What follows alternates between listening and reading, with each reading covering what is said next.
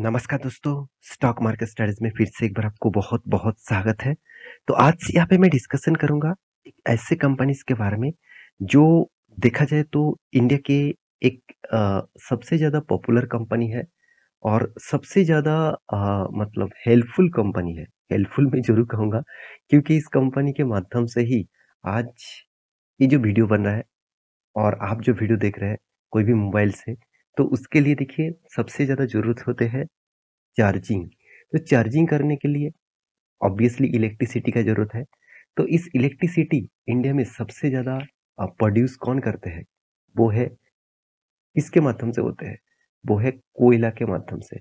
तो क्योंकि thermal power सबसे ज़्यादा देखा जाए तो पावर जनरेट करते हैं और इस थर्मल पावर को चलाने के लिए कोयला का डिमांड बहुत ज़्यादा है, बहुत ज़्यादा। अराउंड 75% के ऊपर देखा जाए तो इंडिया में थर्मल पावर के माध्यम से ही पावर जनरेट किया जाता है और थर्मल पावर तो ऐसे नहीं कि मतलब कोई भी लकड़ी से जलेगा, ऐसे बिल्कुल भी नहीं। उसके लिए कोयला का ज़रूरत होता है। तो कोयला बहुत ज़्यादा डिमांडेबल है इंडिया में। तो कोयला का नाम लेते ही आपको एक ही कंपनी का नाम सामने आएगा, वो है कोल इंडिया। तो कोल इंडिया के बारे में आज डिस्कशन करूँगा क्योंकि कंपनी की जो मैनेजमेंट टीम है, वो बहुत स्ट्रॉन्ग एक डिसीज़न लिया है। स्ट्रॉन्ग डिसीज़न के माध्यम से कंपनी का ग्रोथ पोटेंशियल चेंज हो सकते हैं। तो वो डिसीज़न क्या है, वही मैं आपके साथ शेयर करूँगा। तो इस तरीके से वीडियो इन्फॉर्मेशन पाने के लिए चैनल को प्लीज़ सब्सक्राइब करिए और डेली बेसिस वीडियो पाने के लिए बेल आइकन को भी हिट करके ऑल भी कर दीजिएगा, जहाँ पे आपको नोटिफिकेशन कंटिन्यूअसली मिलता रहेंगे। और मैं एक रिक्वेस्ट करूँगा, टेलीग्राम को भी ज्वाइन कर लेना, जहाँ पे आपको बहुत सारा अपडेट्स कंटिन्यू मिलेगा। साथ ही साथ कौन-सा स्टॉक के ऊपर सपोर्ट रेजिस्टेंस बन रहा है, वो लेवल कहाँ पे ब्रेकआउट होने के बाद एक बहुत बड़ा गिरावट देखने को मिलेगा, वो रेंज मैं आपके साथ यहाँ पे डिस्कस करूँगा। तो प्लीज़ टेलीग्राम को भी ज्वाइन करना, नीचे लिंक्स सारे अवेलेबल्स हैं। तो चलो देख लेते हैं कंपनीज़ के डिटेल्स के बारे में। सबसे पहले मैं बता दूँ, देखिए आपको बहुत सारे इलेक्ट्रिसिटी ना होने का कारण बहुत सारे दिक्कत आते हैं, जैसे पढ़ने में।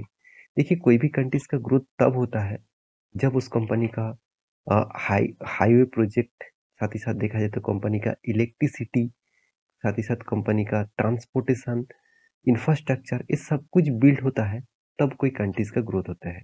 और ये तब तक बिल्ड नहीं होगा, जब कोई हर व्यक्ति एजुकेटेड नहीं होंगे। तो एजुकेशन के ऊपर गवर्नमेंट भी बहुत ज़्यादा कोशिश कर रहे हैं, प्राइवेट बहुत सारे इंस्टीट्यूशन भी कोशिश कर रहे हैं। मगर मेन जो थिंग है, वो है टेक्नोलॉजी को चलाने के लिए, खुद को आगे बढ़ाने के लिए आपको जो चीज़ सबसे ज़्यादा ज़रूरत है, वो है इलेक्ट्रिसिटी। और सबसे ज़्यादा प्रॉब्लम्स कब होता है आप जानते हैं इलेक्ट्रिसिटी में? वो भी आप देखेंगे तो गर्मी के मौसम में। जब गर्मी के मौसम होता है, तो हालात इस तरीके से हुआ हो जाते हैं पावर कट के कारण। तो एक मीम बना के रखा है, पावर कट के कारण किस तरीके से हालत मतलब यहाँ पे दया का हो चुके थे। तो आप सभी जानते हैं दया के बारे में, जो सीआईडी में बहुत दिनों तक रोल किए और बहुत अच्छा रोल निभाया। तो आप सीआईडी देखे हैं तो मुझे प्लीज़ कमेंट करना, मुझे भी अच्छा लगेगा कि आपने भी अच्छा खासा एक सीरियल को मिस कर रहा है। तो यहाँ पे देख सकते हैं, जो सबसे ज़्यादा डिमांडेबल प्रोडक्ट कौन होगा? देखिए इलेक्ट्रिसिटी मेंटेन करने के लिए इस गर्मी के टाइम में ही सबसे ज़्यादा इलेक्ट्रिसिटी फॉल्ट होते हैं। क्योंकि देखिए पहली बात, गर्मी में बहुत ज़्यादा हाई गर्मी होने के कारण बहुत सारे पावर ग्रिड जल जाते हैं और इसके कारण मतलब पावर कट भी होते हैं। दूसरी बात, बहुत ज़्यादा गर्मी के कारण जो माइनिंग है, जो कोयला का जो माइनिंग किया जाता है, वो माइनिंग भी बंद करना पड़ता है। और यही वजह है जिस वजह के कारण पावर कट होते हैं। तो गवर्नमेंट ने एक अनाउंसमेंट किया इस बार कि पावर कट ना हो, मतलब कोयला का जो माइनिंग है, कोयला के ऊपर जो लोग काम करते हैं, तो और भी तेज़ी से काम करें और उसके ऊपर और भी तेज़ी से मतलब कोयला को माइनिंग किया जाए। तो इस प्रोजेक्ट के लिए गवर्नमेंट पहले से ही एक बहुत बड़ा फैसला लिया हुआ है। तो वो फैसला कौन है? मतलब कौन-सा है? चलो वो मैं आपको यहाँ पे दिखा रहा हूँ। तो मैं दिग्गज वेबसाइट मनी कंट्रोल के ऊपर आ चुका हूँ। इस क्रेडिट मतलब इस न्यूज़ का क्रेडिट मैं पूरा वेबसाइट को दूँगा, तो इस न्यूज़ को ध्यान से देखिएगा। क्या बताया जा रहा है? Coal India prepares for the great India summer, मतलब ये जो नया 1 साल का समर आने वाले हैं, मतलब ऑलमोस्ट समर के वैकेशन स्टार्ट हो चुके हैं, इस तरीके से लग रहा है, जिस तरीके से गर्मी धीरे-धीरे बढ़ते जा रहा है। तो यहाँ पे बताया जा रहा है कि ग्रेट इंडियन समर आने से पहले ही कोल इंडिया क्या है? प्रिपेयर है, तैयार है। किसके लिए तैयार है? आप सभी जानते हैं, जो पावर कट हो जाते हैं, आप देखेंगे कोल इंडिया द कंट्रीज लार्जेस्ट यहाँ पे माइनिंग कंपनी है एंड सप्लायर कंपनी है ऑफ कोल का, मतलब कोयला का।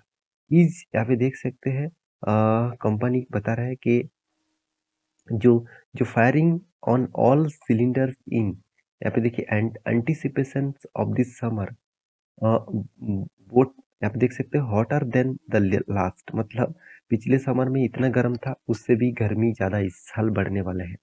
तो पहले से ही कंपनी का जो बोर्ड मेंबर है, वो इस तरीके से कंपनी का जो डायरेक्टर है, कंपनी का जो बोर्ड मेंबर है, वो पहले से ही ऑफिशियली अनाउंसमेंट कर चुके हैं कि वो इस बार पावर कट कम हो, इसलिए वो पहले से ही प्रिपेयर है। देखिए कोई भी प्रोजेक्ट के लिए आप पहले से प्रिपेयर हो ना, तो आपको बहुत फायदा मिलता है। जैसे देखिए हम लोग जब बोर्ड का एग्जाम दिए थे, तो आप सोचिए, क्या आपका लास्ट मंथ में ही आप एक स्टडी करना स्टार्ट किए थे एग्जाम देने के लिए? नहीं, क्या आप 1 साल से स्टडी कर रहे हैं? अगर जो जो स्टूडेंट 1 साल से स्टडी कर रहा है, तो उसका फिगर आउट अलग होगा, उसका रिजल्ट अलग होगा, और जो 1 मंथ में स्टडी करके एग्जाम दिया, उसका रिजल्ट अलग होगा। तो यही मैं बोल रहा हूँ कि जब से पहले से जो स्टडी करेंगे, उसी का ही फायदा होगा। तो इंडिया यहाँ पे देखिए, touch of sorry an all time high peak power demand 216 gigawatt last April, मतलब पिछले सालों में जब गर्मी का सेशन आया था, तब 216 गीगावाट का टोटल डिमांड था और डिमांड था। और the power ministry expected this to touch of new high, वो 229 मेगावाट कम अप्रैल, मतलब इस अप्रैल में गवर्नमेंट टारगेट रखे हैं कि इस अप्रैल में 229 के आसपास गीगावाट का पावर सप्लाई करना पड़ेगा। तो यही वजह से पहले से ही कंपनी क्या किया, उसके ऊपर फोकस रखे है। तो आप कहेंगे सर, इस डेटा से मुझे क्या फायदा मिलेगा? देखिए, फायदा तो जरूर मिलेगा।